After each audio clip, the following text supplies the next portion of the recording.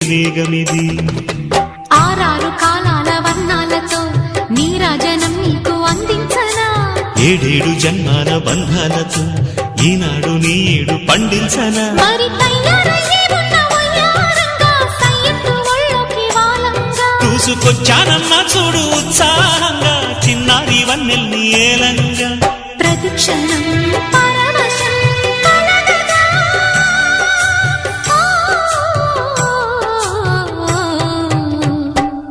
మనసా